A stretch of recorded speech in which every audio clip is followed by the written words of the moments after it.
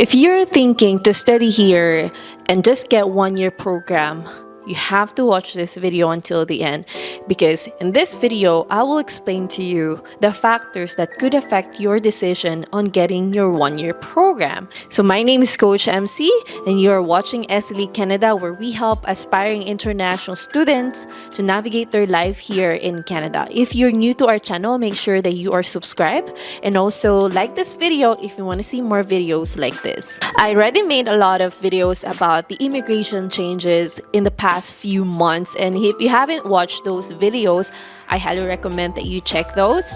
But the immigration have changed significantly in the last few months, so you want to make sure that you align your decision when it comes to choosing a 1 year program with your immigration plans after graduation. So in this video, we are going to tackle the factors that could affect your decision when you are opting for a 1 year program.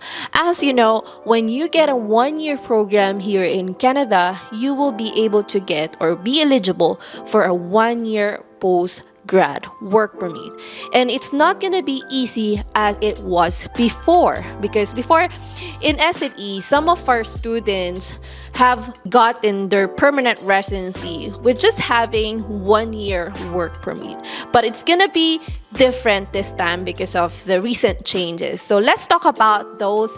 So let's dive into it. One big factor when you are deciding if you are going to pursue a 1 year program is what skills do you have right now? Are those skills needed here in Canada? Because as you know, they wanted someone who's already working in the in-demand sector here. For example, trades, healthcare, childcare, transportation, agriculture, just to name a few. We're not just talking about skilled work experience. I just want to highlight that it should be highly in-demand occupation. So if you are working in, let's say, as an admin support, then that kind of occupation is not actually in the in-demand sector.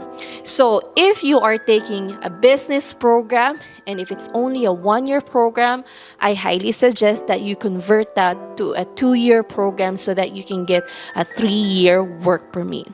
So sometimes if you're an admin support, enable for you to reach the points that you needed for immigration, you have to complete at least 1 year skilled work experience in Canada. If you need to get 1 year experience here inside Canada, you will need a 3 year work permit so that you have enough time to apply for your permanent residency and also enough time to navigate your PR pathways here in Canada. In addition to that, do you have work experience outside Canada?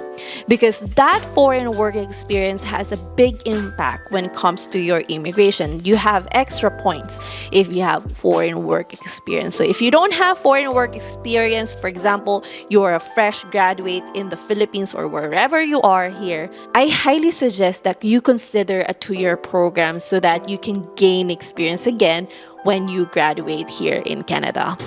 Next big factor that you have to double check is your level of education.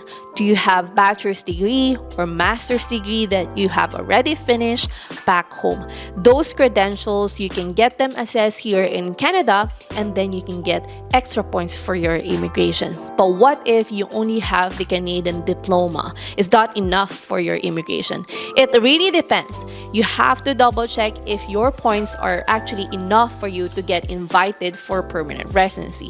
If not, then again, you still have to gain extra points through having the Canadian work experience at least 1 year. I suggest that you get the 3 year work permit so that you have enough time to transition for your permanent residency. Comment below your profession. Are you a nurse, an engineer? Are you an architect, an accountant? We want to see who are watching SLE so that we can align the videos that we are pumping out here in our channel. The next point that I wanted to share with you is something that people don't talk about this, and students don't actually wanted to take this exam, and this is your English proficiency test. You have to check and assess your ability to speak, to write, to listen, to read, and those factors are really important when it comes to your immigration. And if you feel like your English proficiency is in 50-50, let's say, then you, my friend, I highly suggest to get a 2-year program, because if you don't get enough points through your language requirement, then you can get the extra points from gaining Canadian work experience in Canada. With the level that I have right now, the way I speak right now, this is CLB 8 when I took the CELPIP exam. So you have to practice, really practice when it comes to your English proficiency test.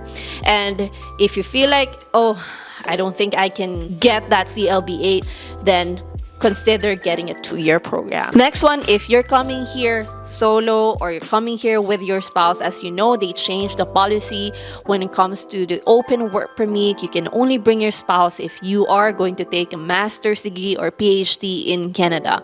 So if your spouse is coming with you, then that will significantly help you when it comes to your immigration, because your spouse can gain the Canadian work experience before you even graduate in Canada. But what if your spouse is not coming? Then you're gonna be a solo applicant, you're gonna be the main applicant for your PR. So again, you have to double check the factors that I already mentioned in this video. Your job offer, is it in demand? Your foreign work experience, do you have that already? What's your level of education, the level of your English as well? Those are the things that you really have to check. If you feel like, oh, okay, I think it will be safer for you to gain extra points through having a Canadian work experience, then get a 2-year program instead of a 1-year program. Another thing that I almost forgot is your location. Where are you going to study in Canada? Are you going to be in the city? Are you going to be in a rural area? Are you going to be in rural provinces? Those are really important, again, to check, because again, having your immigration process in Toronto or Vancouver will be difficult compared with someone who's in rural areas, right? At MC, I already applied for my program. I have my study permit already. I'm actually here in Canada and already started the 1-year program. You, my friend, you can consider adding another program. So that's what we call 1+1 program, because if you add another program, let's say 1+1, that could give you or could be ineligible to get a 3-year work permit in Canada. So you can decide if you want to add another program once you're inside Canada, even before you finish the first program. You have to really check, observe what's happening in the immigration space, your current PR pathways right now. Is it gonna potentially change after you graduate? You really have to check that. If you feel like, oh, I think I need to move to another province, then you, my friend, I highly suggest that you get a 2-year program, because even moving to another province will require a 1-year work experience. At the end of the day, it is safer to have a 3-year work permit, to be honest. If you have extra budget, get a 2-year program so that you get a 3-year work permit in Canada. Kaysa naman ma-stress ka, di ba? You don't want to deal with the stress after graduation. You don't want to deal with the anxiety when you graduate, right? What's gonna happen after graduation? You know, everything could change in the next 12 months or in the next 24 months. You want to be in the safe side. If you need extra guidance when deciding if I'm going to get a 1-year program or a 2-year program, you can always reach out to us. We can help you with that. Comment below or go to our description box. I have a link there where you can contact us. But I want to ask you guys, are you going to get a 1-year program? Comment below and I'll see you in the next video. Bye guys.